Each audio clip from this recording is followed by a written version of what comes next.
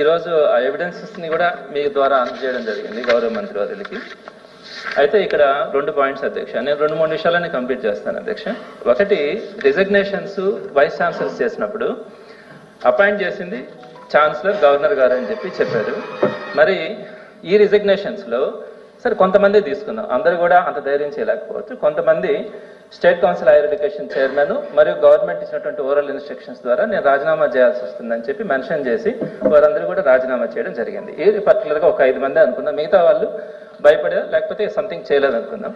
సరే ఇప్పుడు okay madam పర్లేదు, నేను ఉంటానంటే చేసినప్పుడు ఛాన్సలర్ గారు అపాయింట్ చేసినప్పుడు వీళ్ళెవరు అసలు state council higher education chairman కానీ ఓరల్ ఇన్స్ట్రక్షన్స్ ఇవ్వడానికి, అలానే గవర్నమెంట్ ఎవరు ఇన్స్ట్రక్షన్స్ ఇవ్వడానికి? నెంబర్ 1. నెంబర్ 2, మరి వీళ్ళు ఇచ్చినటువంటి వాళ్ళు రిజిగ్నేషన్లో రాసేదానికి మేమేం చేయగలమని గవర్నమెంట్ ఈ రోజు కనుక అనే పని అయితే వాళ్ళు ఇచ్చినటువంటి రిజిగ్నేషన్ యాక్సెప్ట్ చేసి వీళ్ళు చేశారు కదా కొత్త వైస్ ఛాన్సలర్స్ ని అపాయింట్ చేయడానికి. మరి ఆ కంటెంట్ యాక్సెప్ట్ చేసినట్టే కదా. మరి మూకుమ్మడిగా జూన్ 26వ తేదీ నుంచి జూన్ 30వ తేదీ 4 రోజుల మధ్యలోనే 17 మంది vice chancellors out of 19 vice chancellors 17 మూకుమ్మడిగా రాజీనామా చేసినప్పుడు ఈ కంటెంట్ వాడుతా ఉన్నప్పుడు మనం ఎందుకు ఎంక్వైరీ చేయలేకపోయినాం అన్నది ఫస్ట్ పాయింట్ అధ్యక్ష. రెండో పాయింట్కి వచ్చేటప్పటికి గౌరవ మంత్రివర్యులు నాకు చెప్పినారు, లాస్ట్ టైం కొన్ని యూనివర్సిటీస్ నేమ్స్ కోట్ చేస్తున్నారు. ఆ టైంలో 2019లో కొత్త గవర్నమెంట్ రాగానే రాజీనామాలు చేస్తున్నారు వైస్ ఛాన్సలర్స్. మరి అప్పుడు వాళ్ళు ఎందుకు చేస్తున్నారని చెప్పి ఒక మాట మెన్షన్ చేయడం కూడా జరిగింది అధ్యక్ష. దాని గురించి మీకు సబ్మిషన్ చేస్తున్నారు అధ్యక్ష. ఆ రోజు యాక్చువల్గా వైస్ ఛాన్సలర్స్ని నామినేట్ చేయడానికి ఒక సెర్చ్ కమిటీ అన్నది ఫామ్ అవుతుంది అధ్యక్ష. అందులో ప్రధానంగా 3తో కమిటీ ఫామ్ అవుతుంది. ఒకటి యూజీసీ నామినీ ఉంటారు, ఇంకోటి ఈసీ నామినీ ఉంటారు, ఇంకోటి స్టేట్ గవర్నమెంట్ నుంచి ఒక నామినీ వేయాలి. ఈ స్టేట్ గవర్నమెంట్ నుంచి నామినీ వేసేటప్పుడు రూల్స్ ప్రకారం యూజీసీ రూల్స్ ప్రకారం ఏం చేయాలంటే ఆ యూనివర్సిటీకి సంబంధం లేని వ్యక్తిని, ఆ యూనివర్సిటీ అడ్మినిస్ట్రేషన్లో సంబంధం లేనటువంటి వ్యక్తిని స్టేట్ గవర్నమెంట్ నామినీగా నామినేట్ చేయాలి. అయితే 2014-19లో అప్పుడున్నటువంటి టీడీపీ గవర్నమెంట్ ఏం చేసిందంటే ప్రిన్సిపల్ సెక్రటరీ హైయర్ ఎడ్యుకేషన్ని ఈ స్టేట్ గవర్నమెంట్ నామినీగా 3rd పర్సన్గా ఆయన్ని నామినేట్ చేసింది. దాని మీద కొంతమంది కోర్టుకు వెళ్ళారు. కోర్టుకు వెళ్ళినప్పుడు కోర్టు ఏం చెప్పిందంటే ప్రిన్సిపల్ సెక్రటరీ హైయర్ ఎడ్యుకేషన్ అన్నది డే టు డే యాక్టివిటీస్లో యూనివర్సిటీస్లో ఇన్వాల్వ్ అవుతూ ఉంటారు కాబట్టి యూజీసీ నామ్స్ ప్రకారం ఎలాంటి డే టు డే యాక్టివిటీస్ యూనివర్సిటీస్లో ఇన్వాల్వ్ అయ్యే వ్యక్తి సెర్చ్ కమిటీలో ఉండకూడదు కాబట్టి ప్రిన్సిపల్ సెక్రటరీ ఉండడం అన్నది తప్పు అని సార్ సార్ సార్ నాకు కంప్లీట్ అవుతుంది sir. Sir 2000 sir madam madam please madam అయిపోయింది మేడం అన్న ఒక్క నిమిషం అన్న కంప్లీట్ చేయాలి.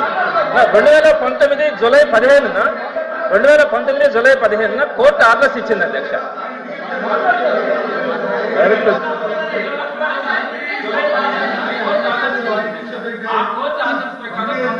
చేశారు కొంతమంది చేయలేదు అధ్యక్ష. మా విక్రమసింహుడు ఈ వైస్ ఛాన్సలర్ కూడా ఆ కోర్టు ఆలోచన చేయలేదు.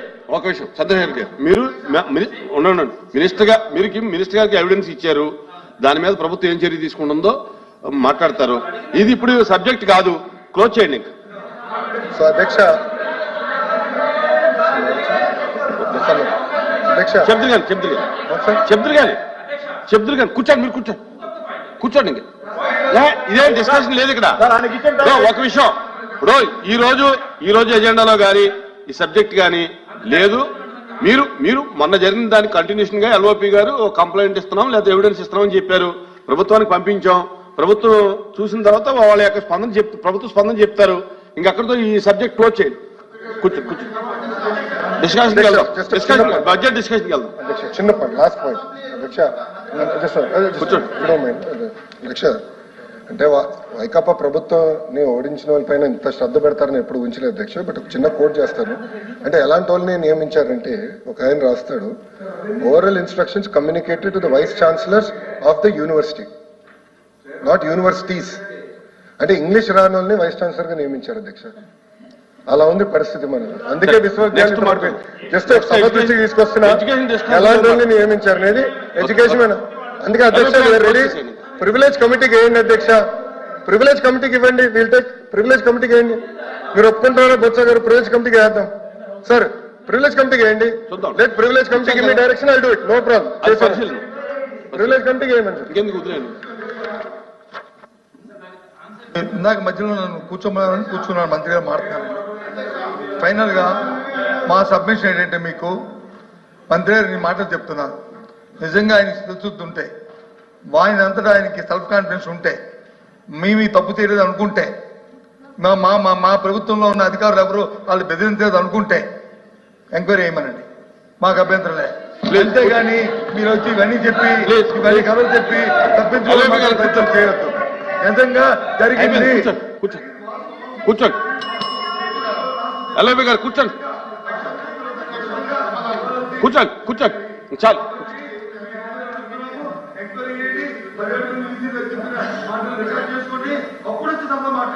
కూర్చోండి ఎల్ఐబి గారు, ప్లీజ్ గారు. సార్ ఇంకా మినిస్టర్ గారు క్లోజ్ చేస్తారు. ఒక్క నిమిషం సార్, డిస్కషన్ లోకి వెళ్దాం. బడ్జెట్ అధ్యక్ష 1 minute మైక్ ఇచ్చారు. ఆయన మైక్ ఇచ్చారు సార్, నాకు మైక్ కూర్చోండి. చెప్పండి, మీరు క్లోజ్ చేయండి. ఎల్ఐబి గారు మీరు క్లోజ్ చేయండి.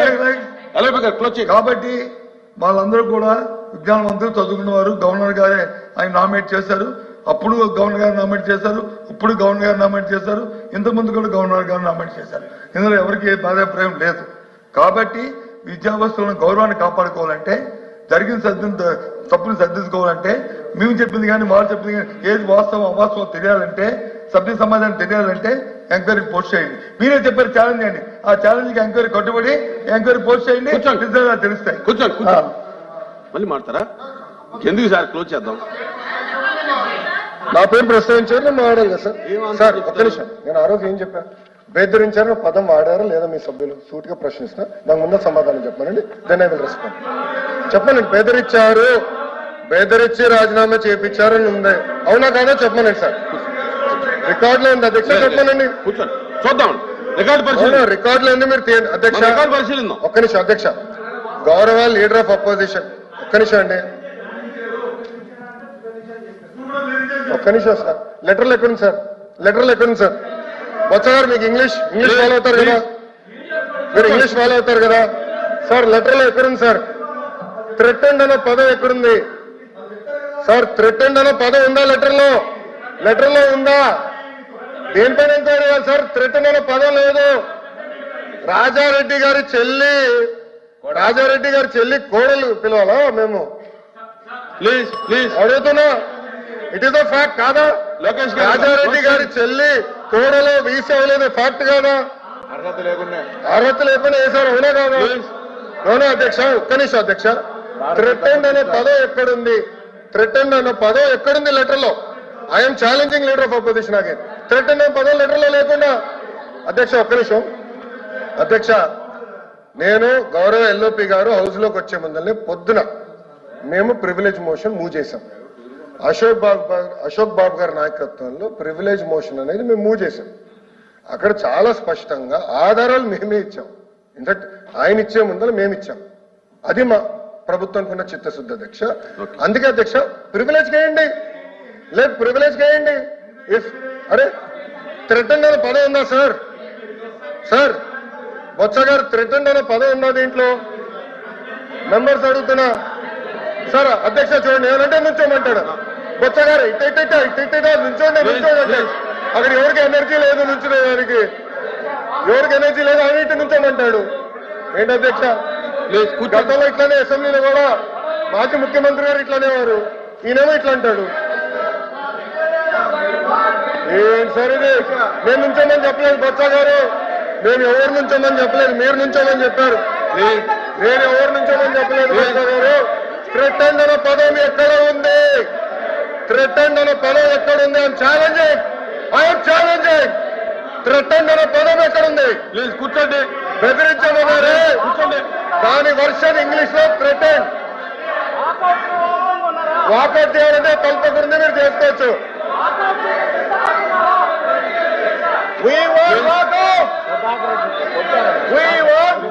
ప్లీజ్ కూర్చోండి. కూర్చోండి.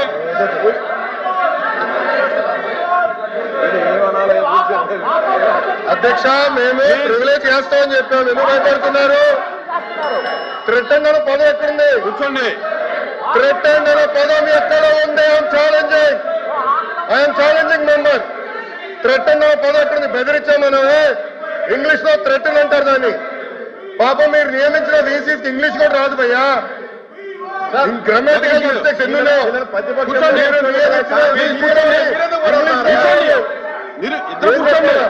బేసిక్ 5th క్లాస్ గ్రామర్ రాదు మీ వీసీలకి, అలాంటి వాళ్ళు వీసీగా నియమిస్తారు. ఐఎమ్ రెడీ అధ్యక్ష, ప్రివిలేజ్ కి మూవ్ చేద్దాం. వాళ్ళు ఒప్పుకుంది అదే, ప్రివిలేజ్ కి మూవ్ చేయండి. Privilege committee take action. I'm ready. Number threaten అనే పదం ఎక్కడుందో let us discuss. I'm ready అధ్యక్ష. థ్రెటన్ అనే పదం ఎక్కడుందో డిస్కషన్ జరగాలి. కూర్చోండి. అదే 17 మందిలో 5 చేశారు. 5 ఒకరు ఎవరు? రాజారెడ్డి గారి చెల్లెలు కోడలు. ఇంకొకరు ఎవరు? ప్రసాద్ రెడ్డి వైకాపా కార్యకర్త. జగన్మోహన్ రెడ్డి గారు పుట్టినరోజులు వేడుకలు ఇంట్లో మన యూనివర్సిటీలో చేపిస్తారు. ముఖ్యమంత్రి గారు విశాఖపట్నానికి వస్తే, విశాఖపట్నానికి ముఖ్యమంత్రి గారు వస్తే ఏకంగా పిల్లలు పంపిస్తారు రిసీవింగ్. ఈయనతో మీద ఘనకార్యం చేసినట్టు సర్వేలు చేశారు. పార్టీల కోసం సర్వేలు చేపిస్తారు. ఏంటి అధ్యక్ష ఇది? ఏంటి అధ్యక్ష ఇది? మంత్రి గారు పదం ఎక్కడుందో కూర్చోండి. ఎల్ఓపి గారిని సవాల్ ఇస్తున్నా. Where is the word? Exam for 10 minutes. Where is the Please subscribe .news.